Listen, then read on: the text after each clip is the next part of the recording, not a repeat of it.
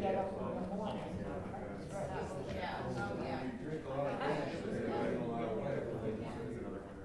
When you get, I don't know. Since we're renting, it'll be Lots of good food. Everybody's friendly.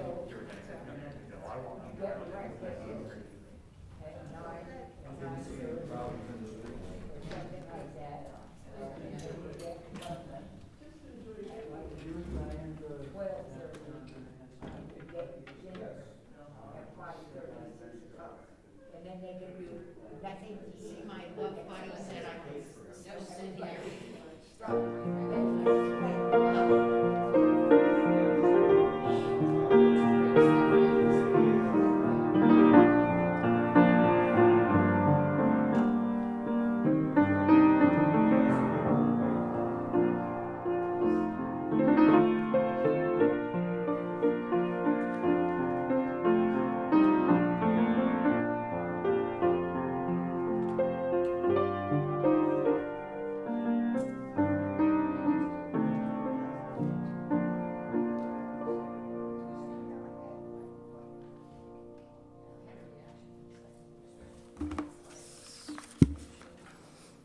Good morning. I am Barbara Castellana-Stasiak, your service associate for today, and I welcome you to the Morristown Unitarian Universalist Fellowship, where we covenant to weave together the fabric of community from the strands of our separate lives. We are an inclusive, welcoming congregation. Whoever you are, wherever you are, on life's journey, here or online, you are welcome here. We adhere to the 7 principles of Unitarian Universalism, which you can find in the hymnals. And there is a newcomer card placed on the back of each of the chairs in the sanctuary and at the welcome table. So feel free, please, to take one and let us know you're here. This is a great time to silence any noise-making devices as we prepare for our morning worship. We have only a couple of announcements today. First, a reminder that on Memorial Day weekend, that's next Sunday, we changed to our summer schedule of one service at 10 a.m. The worship arts team will be planning some lay-led services for the year ahead, and we welcome any and all ideas that you might have for upcoming services. You can help participate with our team at any level that is comfortable for you. You can help with the service on a Sunday. You can offer an idea for a service on a Sunday. You can help develop a service. And any ideas from you are always welcome. You can talk to or email our new Worship Arts chairperson, Laurie Cross, or any of the members of the committee. And you can reach us by email at sundayservices@muuf.org.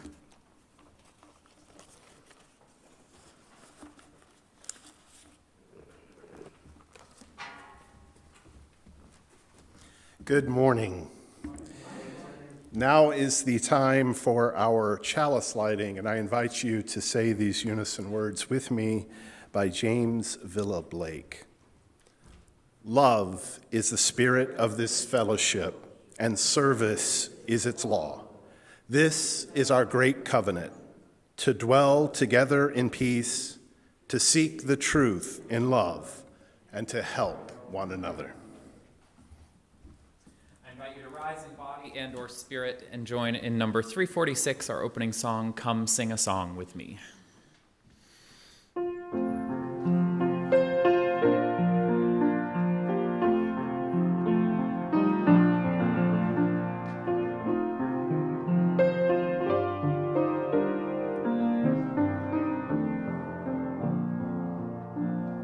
Come sing a song with me. Come sing a song with me. Come sing a song with me, that I might know your mind, and I bring you hope when hope is hard to find. And I'll bring a song of love and a rose in the winter time. Come dream a dream with me. Come dream a dream with me. Come dream a dream with me, that I might know your mind. And I'll bring you hope when hope is hard to find. And I'll bring a song of love and a rose in the winter time. Come walk in rain with me. Come walk in rain with me. Come walk in rain with me, that I might know your mind. And I'll bring you hope when hope is hard to find. And I'll bring a song of love and a rose in the winter time. Come share a rose with me. Come share a rose with me. Come share a rose with me, that I might know your mind. And I'll bring you hope when hope is hard to find. And I'll bring a song of love and a rose in the winter time.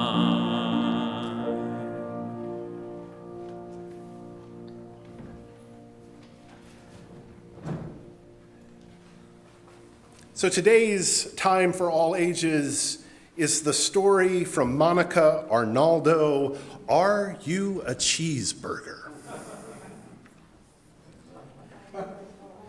This is Grub. Grub is a raccoon, and he is all by himself, see? And here is Seed. Seed is a seed, of course, and he is stuck in the trash. This particular seed and this particular raccoon had very little in common, except at that moment they were both in the same garbage can. "Hello," said Seed. Grub continued rooting around. "Oh, you're busy. Well, that's all right. I'm busy too." Grub stopped. "You are?" "I'm looking for someone to plant me in the ground so I can start growing." Grub eyed Seed hungrily. "Will you grow food?" "I'm not sure," Seed admitted. "Could you grow a cheeseburger?" "Well, what is a cheeseburger?" Grub considered this. "Something very good and very special." Maybe we'll have to wait and see."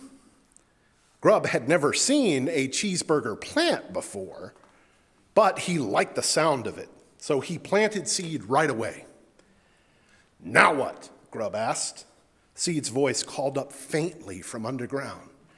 "Now we wait." Grub's stomach growled. "How long?" "I'm not sure. We'll have to wait and see." The two spent every evening together from moonrise to moonset. Grub tried to be patient, but Seed began to wonder, what if he wasn't a cheeseburger plant? What if he was something else entirely? To help pass the time, they told stories. Grub told the story about the top 3 cheeseburger he had ever eaten. Number 1, half a cheeseburger, barely moldy. Number 2, a piece of cheeseburger bun with some mustard on it, wrestled away from some seagulls. And number 3, a greasy paper wrapper Grub could tell had once contained a cheeseburger. Seed told Grub all about the interesting things he saw down in the earth. 1, a long worm tunneling. 2, a slightly shorter worm tunneling. 3, 2 average-sized worms tunneling one right after the other so that the first they seem like one extremely long worm. What's happening down there? Grub asked. Seed looked around. Well, it's dark. What's happening up there? It's dark too. Later, though, the sun will rise. Well, what is that like? Seed asked. I'm not sure, Grub confessed. I'm always asleep then, but I have heard that it is like a cheeseburger, very good and very special. Both, alone in the dark, Grub and Seed tried to picture the sunrise. Slowly, things began to change. Hello again, said Seed. Seed, you're out of the ground. Yes, said Seed proudly, I am growing. That evening, Grub and Seed celebrated. Grub had a greasy piece of cardboard he was almost certain had once been the bottom of a pizza box. Seed had water. To the future! Sure and steady, Seed kept growing and growing. The cheeseburgers were nearly at hand. And finally, one morning just before sunrise, Seed bloomed. Oh, Seed said. Are the cheeseburgers ready? Asked Grub. Grub, Seed started, I do not think I am a cheeseburger plant. I think I am just a flower. A flower?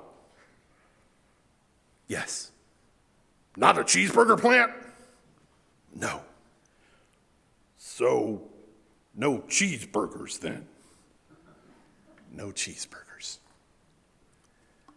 Grub was quiet for a long time.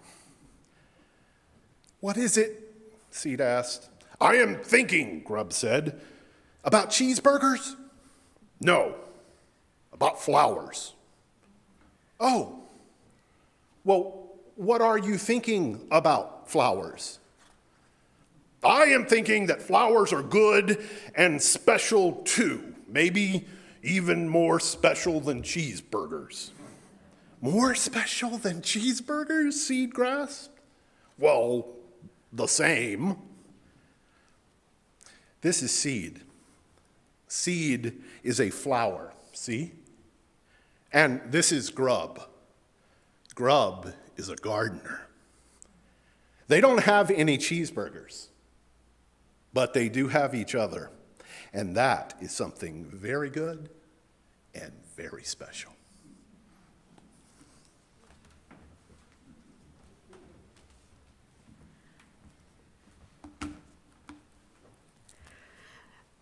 Now is the time in our service where we give and receive our weekly offering. We believe that generosity changes lives. It changes the lives of people in our community and our own lives. Today, our offering will be shared 50-50 between our fellowship and BLUU, Black Lives Matter UU. If you can donate, you can donate from a text number 73256 with the keyword MUUF followed by the dollar amount, or you can go to muuf.org, or you can place your contribution in the baskets. We'll be seeing as soon as Stearns begins singing, I Can See Clearly Now.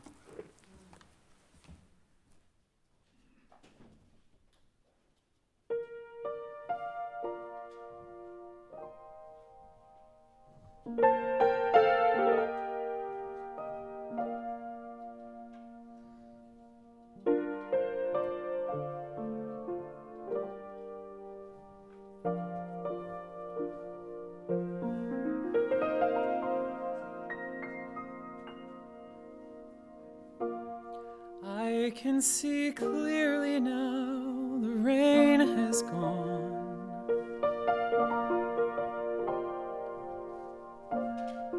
I can see all obstacles in my way.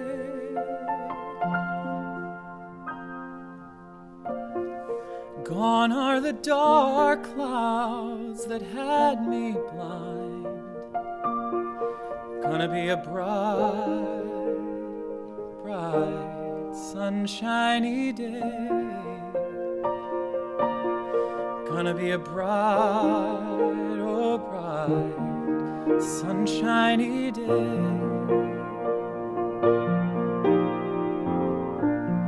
I think I can make it now, the pain has gone. All of the bad feelings have disappeared. Here is that rainbow I've been praying for. Gonna be a bright, bright, sunshiny day. Gonna be a bright, oh bright, sunshiny day. Look all around, there's nothing but blue skies. Look straight ahead, nothing but blue skies.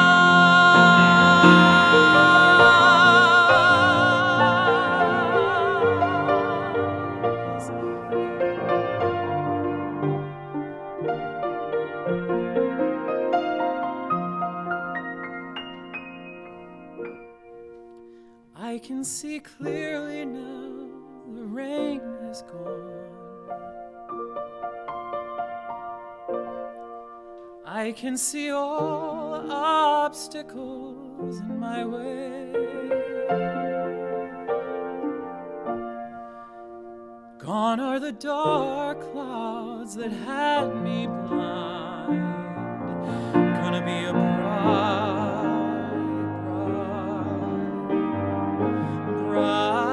bright, sunshiny day. Gonna be a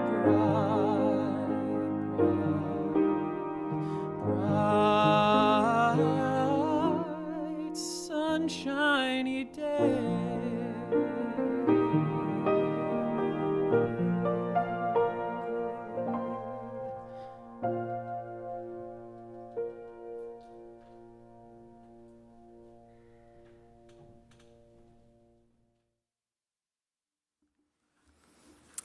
We are a caring community, and this is the time in our service when we have the opportunity to reflect on important milestones and passages in our lives. I have one joyful one today from Drew and Janine.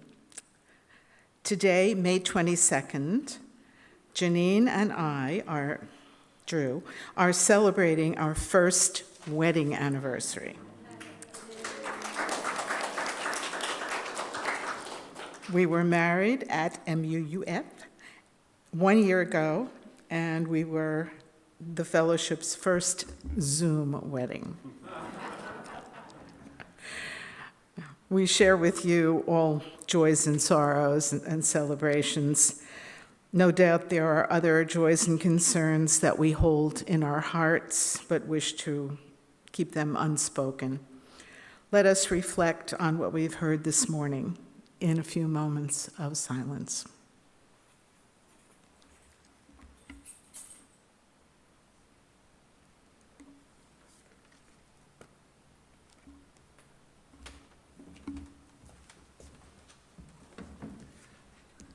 And I invite you now into a moment of deep reflection, perhaps a moment of prayer, perhaps just a moment to be still and amazed at the awe and wonder. The spirit of life, that force that moves between and amongst us, that maybe some will call God, that some will call other things, knowing that no word can fully contain its fullness. We are here, a multitude of people, for a multitude of reasons. For some of us, this morning may be a desperate need to connect. We may be carrying with us grief maybe a little anger, maybe some righteous rage.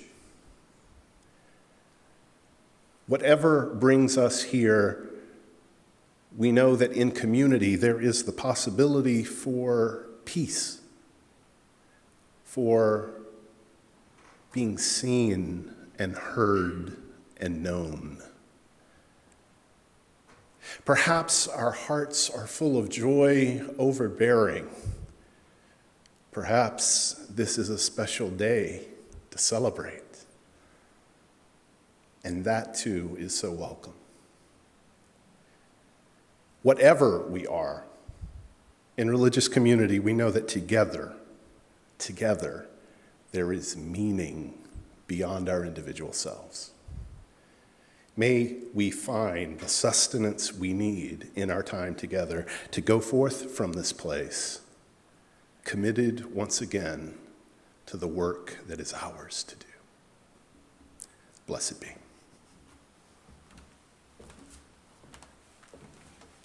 Please rise in the body of your spirit and join in number 1052, The Oneness of Everything.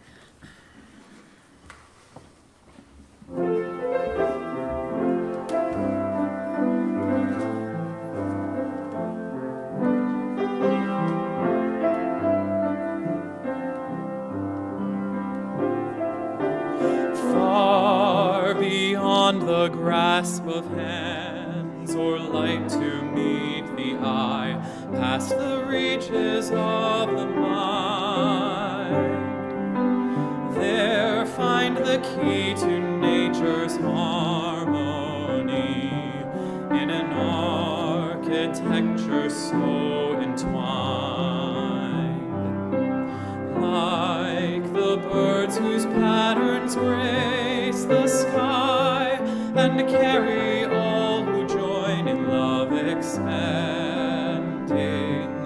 The message of peace will rise in flight, taking the weight of the world upon its wings, in the oneness of everything. Peace is in the dance of trees who stir before the first breath of wind is yet perceived. Trust in the song becoming one with the dance, and all mysteries can be believed. Songs of lives long past that touch our own are written in the earth ever giving, and now to maintain the harmony gives to us all lives worth living, for the oneness of everything. Still we seek to find a truth that we might understand and reduce to terms defined. Vast and immeasurable time and space, also overwhelmingly designed. Oh, passing years, just might I know the faith that winters in the heart to be reborn in spring, to hear and to feel the pulse of life enters my soul as a song to sing of the oneness of everything.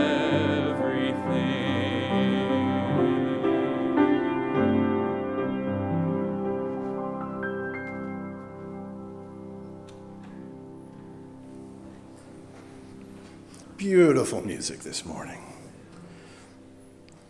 You've become a little spoiled, I think. It is a great pleasure to be back with you today. This congregation will, of course, forever hold a special place in my heart, having spent my 2 years of internship here a most meaningful and wonderful time, and it's good to be together with you in worship again. You know, many people around the world during the last few years have turned to gardening. Fruit and vegetable seed sales have soared worldwide. Now, in addition to easing concerns about food security and distribution and supply chain issues, for many, gardening has also served as an important coping mechanism, a way of soothing a troubled soul in an uncertain time. In December of 2021, the American Society of Horticultural Science published an article about the impact of the COVID-19 pandemic on gardening in the United States. The article says, because of lockdowns, consumers changed their buying habits. They changed not only how much they were purchasing, but also what they purchased and how they made those purchases. As a result of the lockdowns, the green industry experienced an estimated 8% increase in revenues for plant and landscape items, things like pots and fertilizers. And that's from January 2020 to July 2020.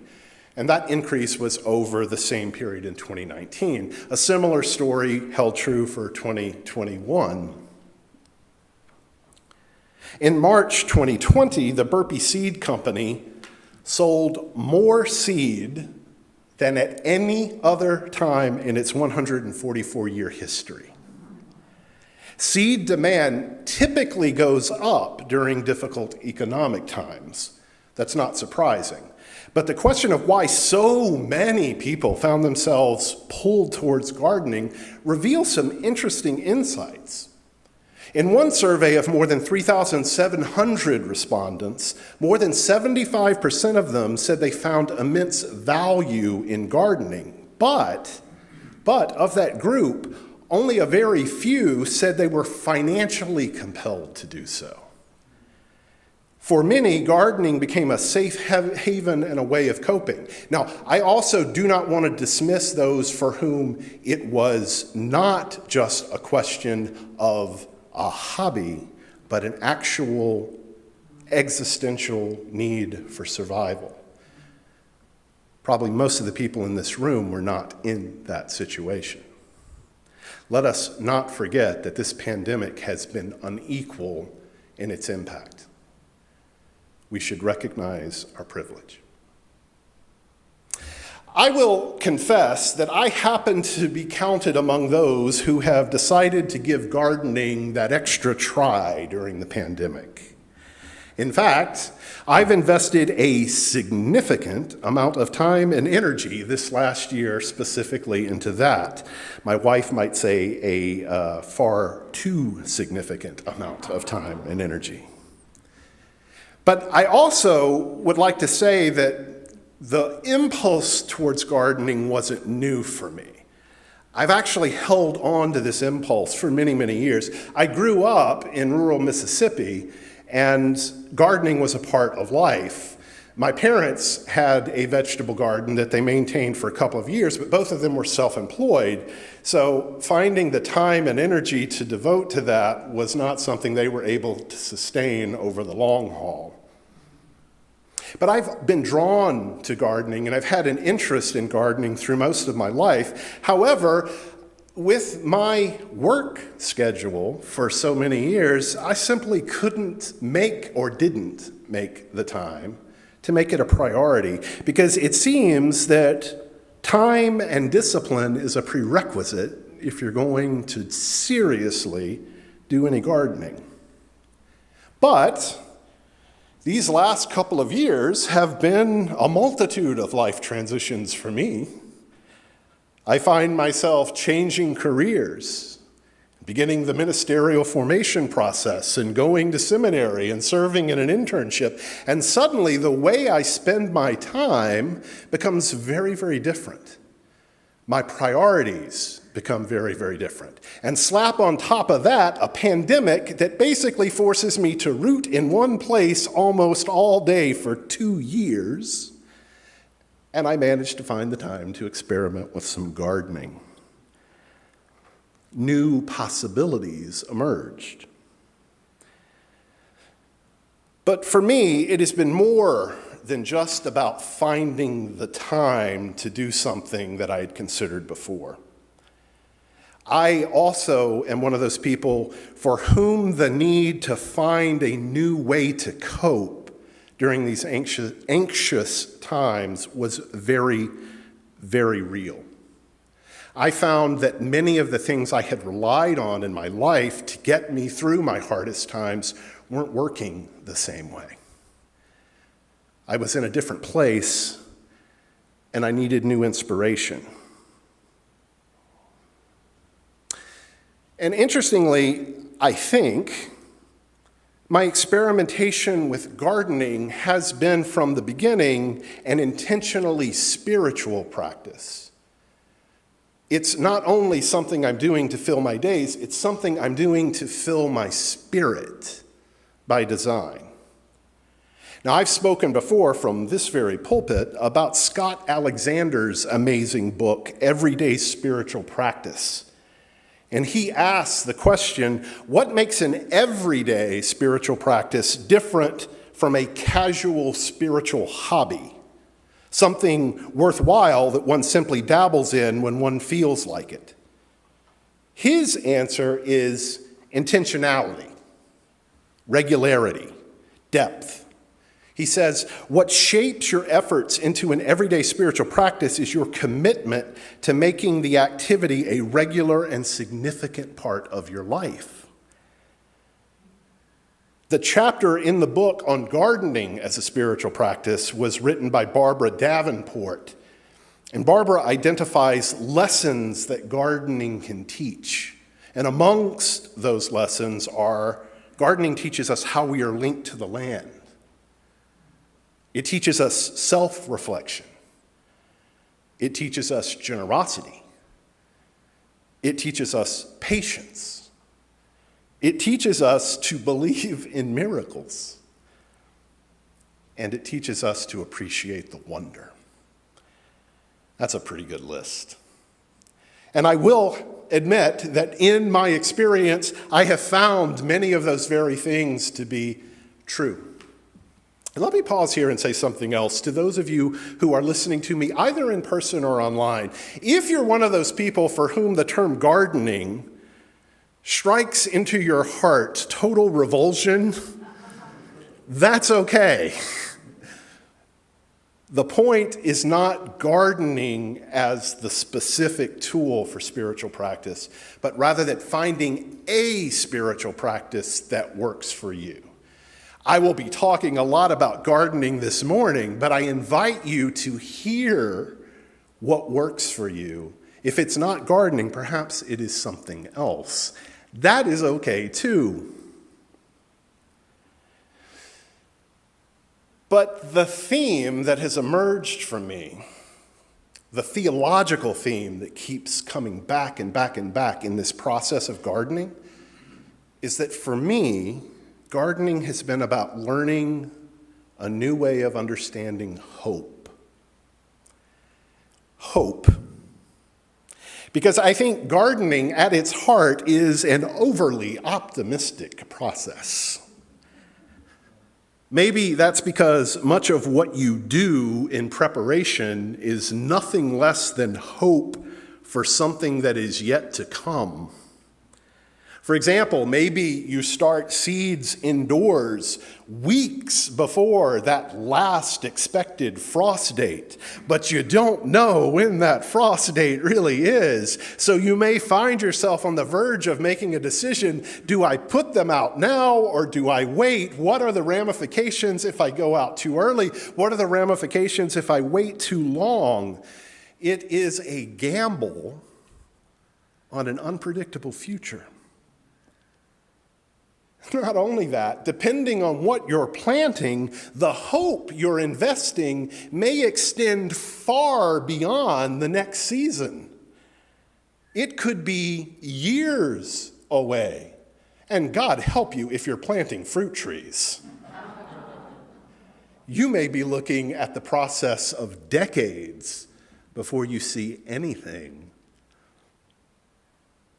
Not only does gardening tap into a sense of vision, a need to see beyond the moment, but also, almost invariably, it simultaneously is going to teach us a hard truth.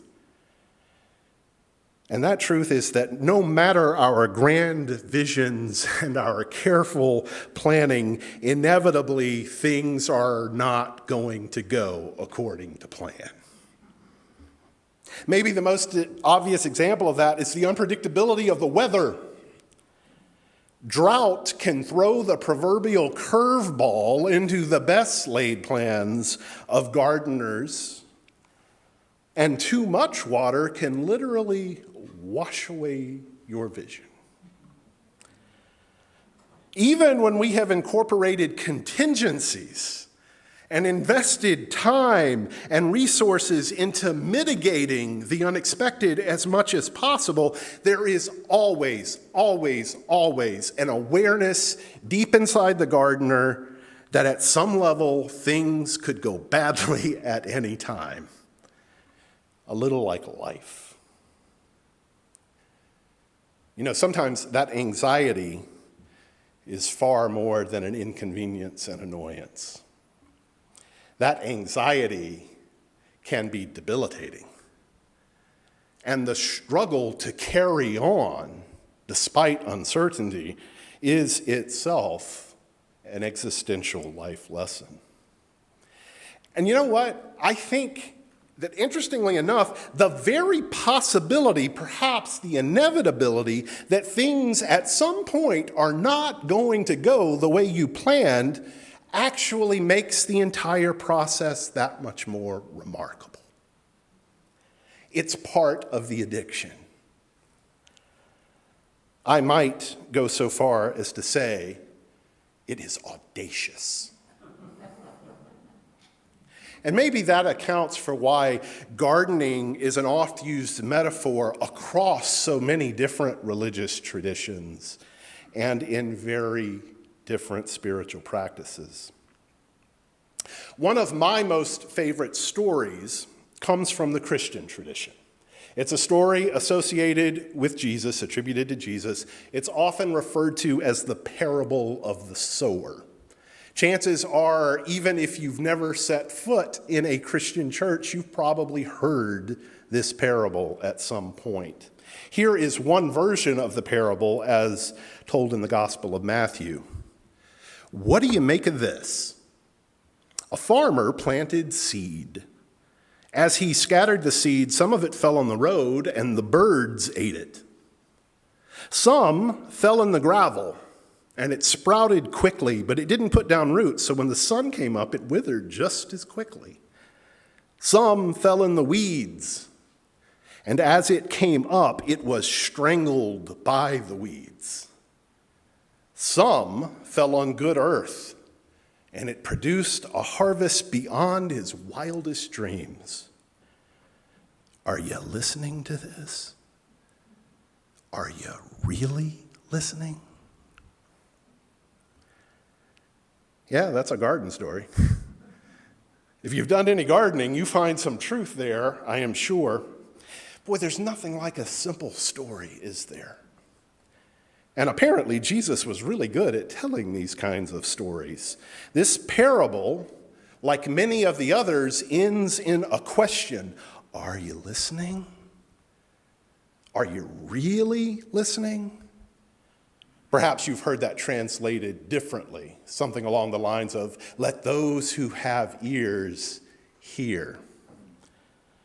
You see, sometimes this structure in the parable indicates that the story being told is actually a little bit subversive.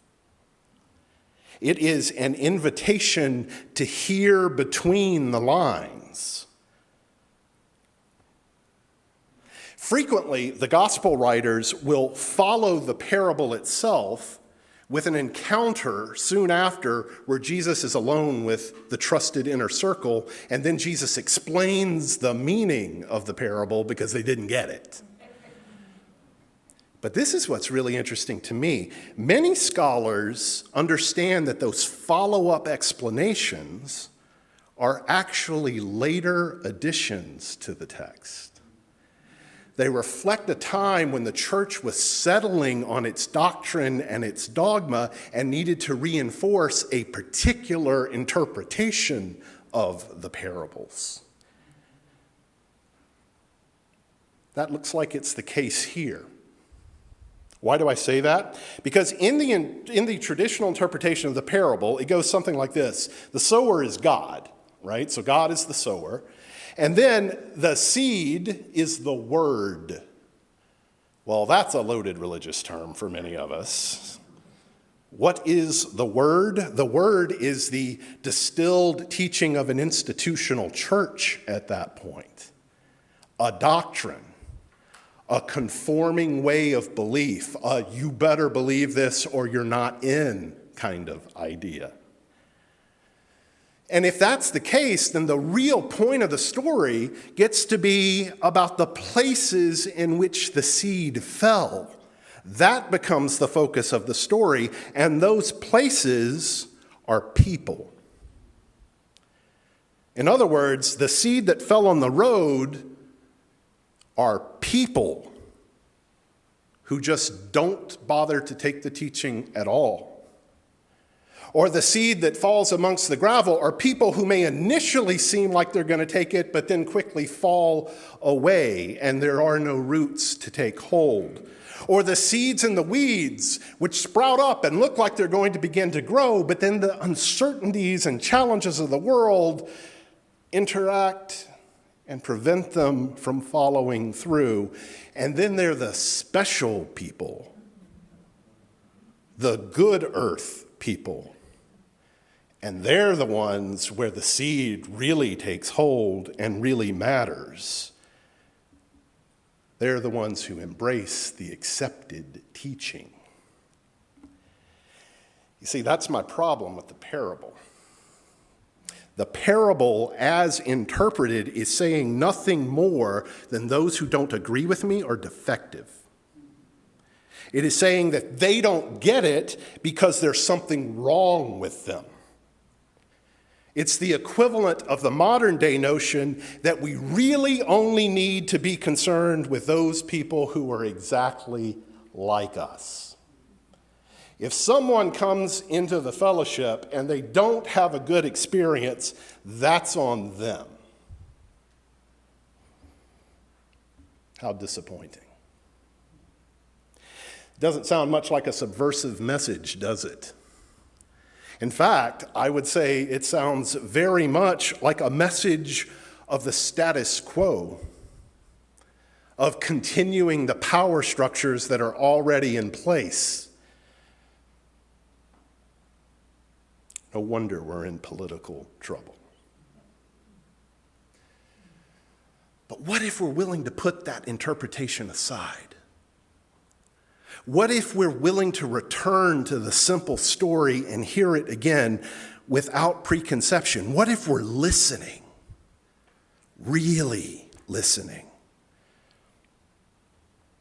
As I listen to the story, this is what I hear with my gardener's ear. This is really a story about the audacity of the seed.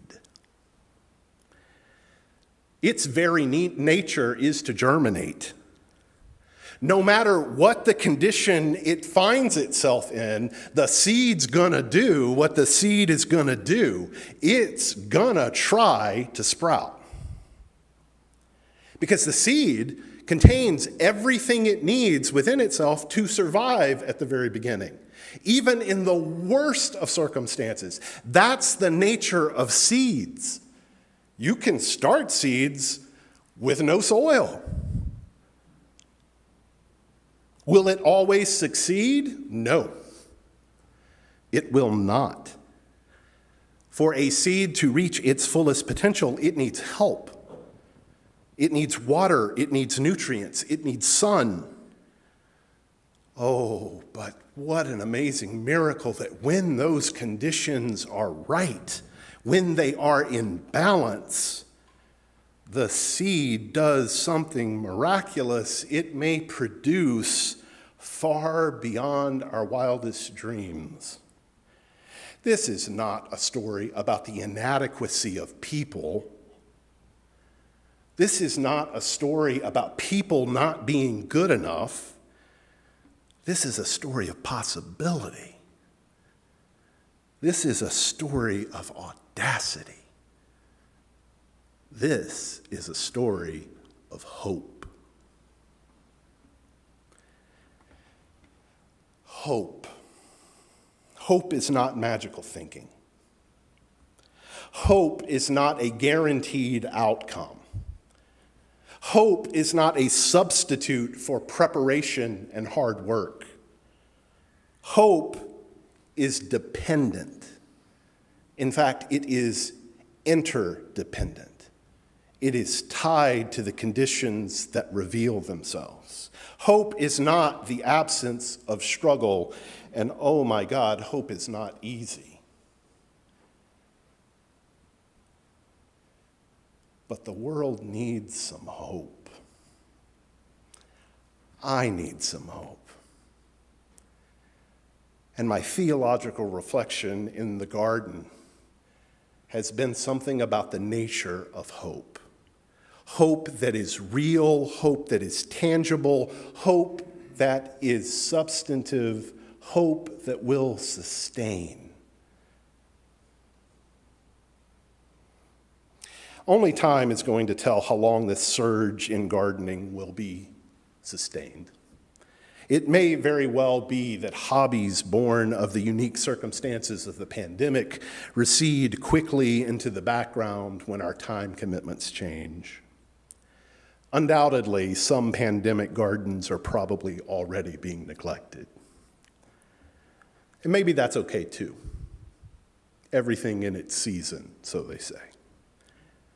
But I do think that gardens can serve not only as places of beauty and sources of food, but as tools for healing and as mechanisms for coping.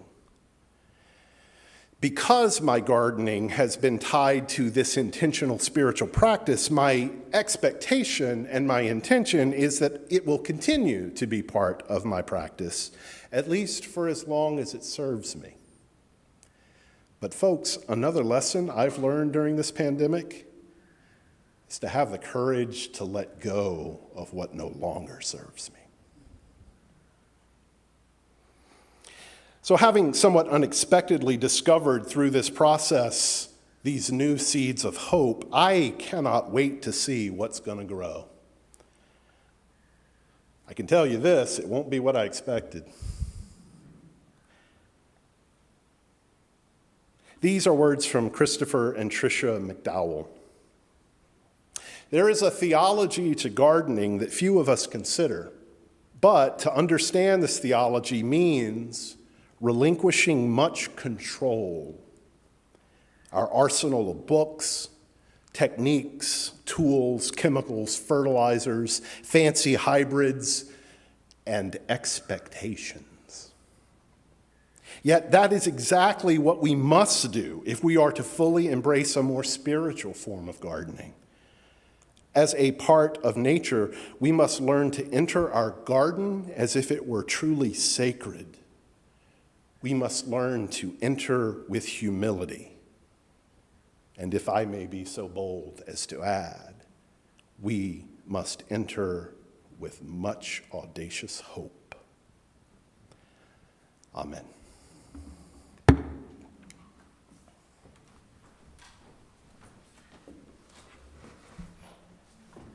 Please rise in body or spirit and join in our closing song number 1015, I Know I Can.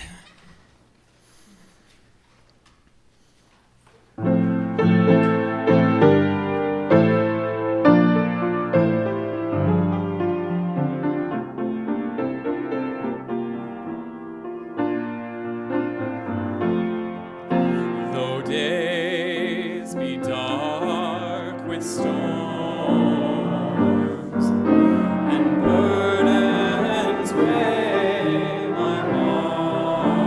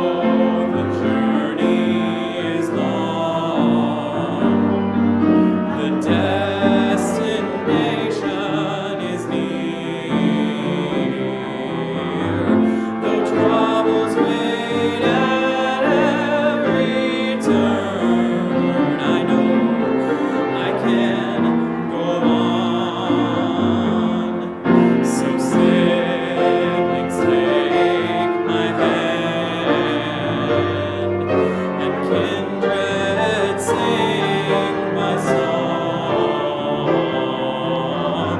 but hope awaits at every turn. I know we can go on.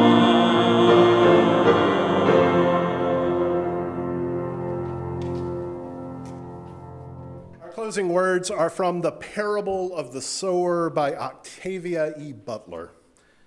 Any change may bear seeds of benefit. Seek them out. Any change may bear seeds of harm. Beware. God is infinitely malleable.